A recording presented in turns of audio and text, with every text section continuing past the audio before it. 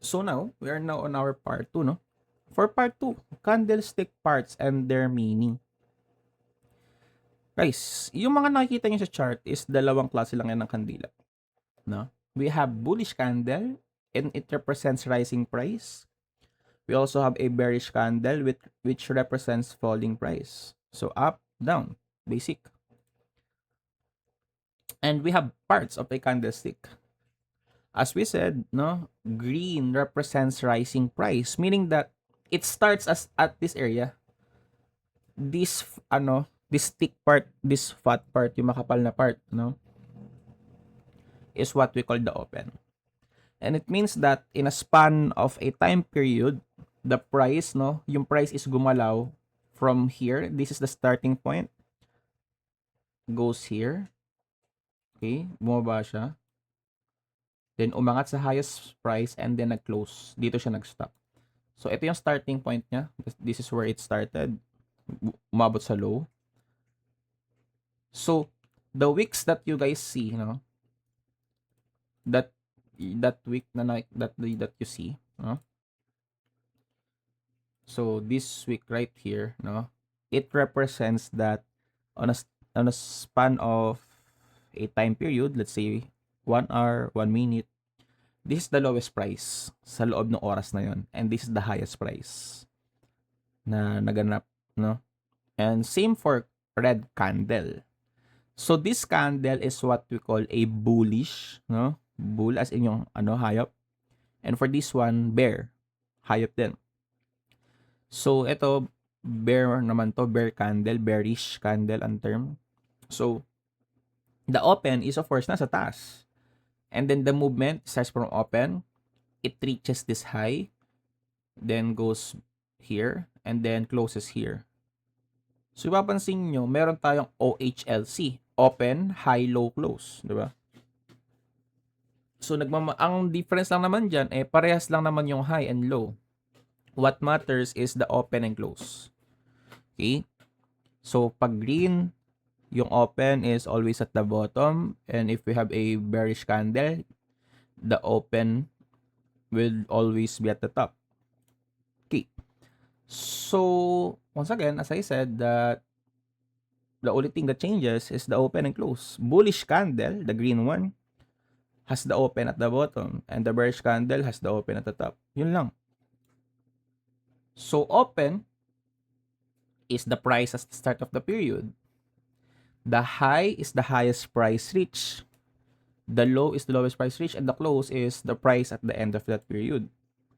So now, they have meanings.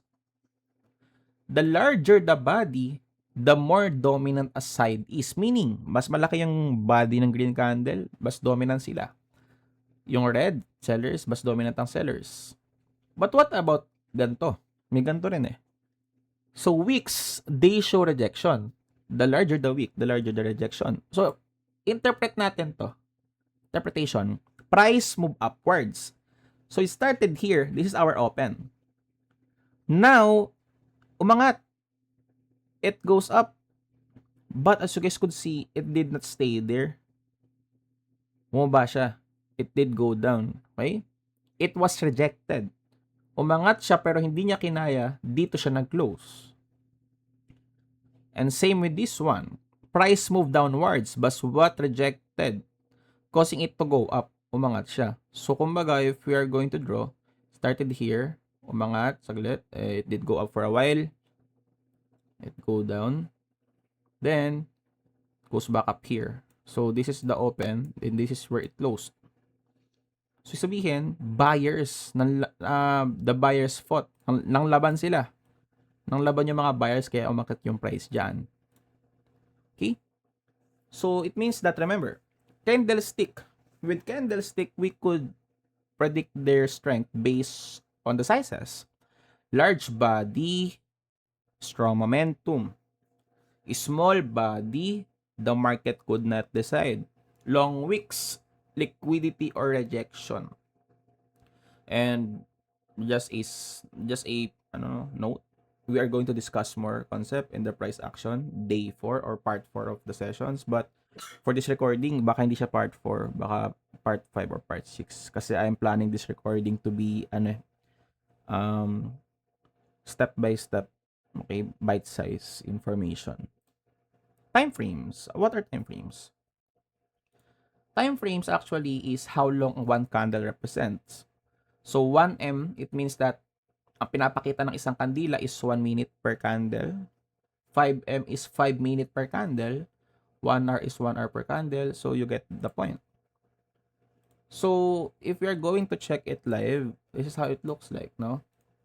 My bullish candle or the upwards candle is the color white, as you guys could see. If there's a white, no, we have those, no, diba? Right now. Now, as we could see here, up and down. But right now, what we are looking at, no, let me remove the stuffs. So right now, we are looking at the 4-hour time frame. It means that per candle, it represents 4 hours of time. So let's try one. Do you guys see this candle?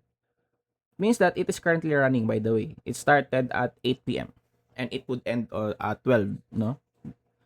12 mamayang madaling araw. So means that this is a white candle. So it started at this price here. So what's this price? The price is about 87,796, right?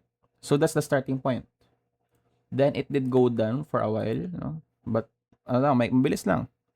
87.75, 775. That's the lowest price. And then it did go up to this highest price, which is how much? 88,133, the blue line. Then currently it is sitting right now at 88. So if we're going to look at the lower time frame, we are going to see how the price move. So it means that the 4 hours started at this area. This one. It did go down.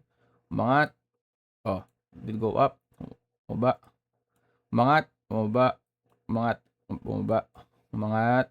And bumaba. Tapos ito. Kita nyo, no? This is the highest. And currently, ito yung price ni market. Nandito. Pero right now, in-adjust natin. So, ayan. Yan yung price ni market. So, pag natapos yung 4 hours, dyan siya magka-close. But as you guys could see, kung ano meron kay 4 hour, okay? Kung ano meron kay 4 hour, ito si 4 hour, diba? So, kung ano meron kay 4 hour, no? We could see the movement at a lower time frame. Let's try 2 hours. So, with 2 hours, we should see 2 candles. So, this is it in the 4 hour. Actually, it's not yet done. We should see the second candle at exactly 10 p.m. But that's okay. What about this blue candle? Let's check this blue candle. Let me I'm going to mark the blue candle, right? So, tingnan natin. 4-hour candle yan. So, I'm going to mark it, no? Then, I'm going to, liletan ko lang to. Tapos ngayon, pupunta ako sa 2-hour time frame. This is what those, ito yung component nung 4-hour na yun. These 2 candle right here. See? It is composed of 2 candles. Now, if pupunta ako sa 1 hour, yung 4-hour time frame na yun is composed of 4 candles. 1, 2, 3, 4. 4 na candle ang kinocompose niya. And if pupunta ako ng 30 minutes, it should be 8 candles. 1, 2, 3, 4, 5, 6, 7, 8. I believe this is included as well. And I hope that you guys get the concept, no? That this is just like a summary of what happened, no, in the market. What you guys see here is just a summary of what happened in the market. These candles represent what happened on the past 1 minute, 5 minutes, 1 hour, 30 minutes. It depends na sa titignan nyo. So, when we say higher time frame, we are referring sa mga 1 hour, 4 hours, 1 day. Doon tayo tumitingin ng direction ng market. Because the market could be upward right now, di ba? Kita nyo, pataas. Pataas, di ba? But, sa weekly, I mean, sa lower time frame, sa 5 minutes, pababa. Kita, pababa, oh. The market is going down. So, yun yung sinasabi natin, guys. That, okay. So, sa higher time frame, sa 4 hour, pataas naman siya. Pero guys, sa 5 minutes, ito yung nakikita natin, itong bluish part na to. That is what we see. So, sa lower time frame, that is where we execute our trades. For the higher time frame, that is where we look for bias, meaning do I want to go long or do I want to go short? Okay. Ayan. So, once again, the fractal nature of price. A 1-hour candle, no? Madami siyang laman na candle sa loob. It consists of many candles. So, hindi ko naman na yan i-focus masyado. I just want for you guys to know that a single candle on a higher time frame represents many candles sa lower time frame. Yung 1-hour candle, meron yan sigurong 10 na 10 minutes na candle. Kasi 60 minutes, di ba, in 1 hour. So, meron yan 10 candle sa 10-minute time frame. So, ganun lang. And common beginner mistake is that taking lower time frame trades against high time frame direction. The high time frame direction is actually, if zoom out ko, pababa talaga siya. Ito yan. That is how we look at higher time frame. So dapat, what I'm looking for is short.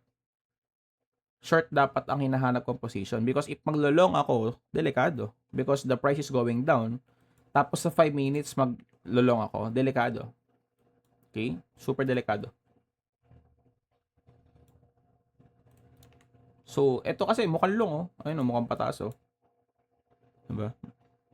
So, dun madaming nadadali, guys. Because sa higher time frame is shorting siya, pero sa higher time, or sa lower time frame, nakabaliktad. So, now, malapit na tayo matapos. Basic price movement. Last lesson, I believe. Sa market, dalawa lang ang movement, no? Naka-base lang yan sa dalawa. Buyers pataas, sellers downwards. And actually, dalawa lang ang concept. Price does not move in straight lines. Dalawa ang movement lagi ng market. No? We have what we call the expansion and pause. So, what does it look like? Tingnan nyo to. When we say expansion, that is when the price goes rapidly fast. For example, ito.